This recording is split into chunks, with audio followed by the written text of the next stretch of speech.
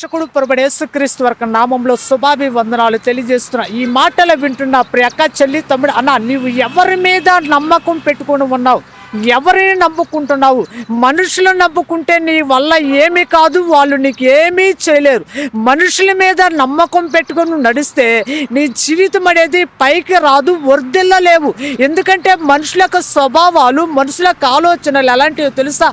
నీకు దండలేస్తారు, నీకు శాల్వా కప్పుతారు, నిన్ను సన్మానిస్తారు, మళ్ళీ అదే చేతులతో రాళ్ళేస్తారు, అదే చేతులతో కొట్టడానికి కూడా తిరగబడతారు. మనుషుల యొక్క స్వభావం, మనుషుల యొక్క ఆలోచన అలాంటిదండి. దేవుడి యొక్క ఆలోచన ఎలాంటిదో తెలుసా?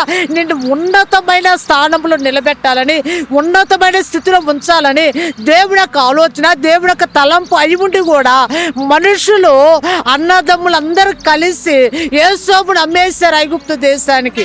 అయితే దేవుడు వదిలేశాడా? ఒంటరివాడైన యేసోబుని దేవుడు ఐగుప్తు దేశానికి రాజుగా మార్చాడండి.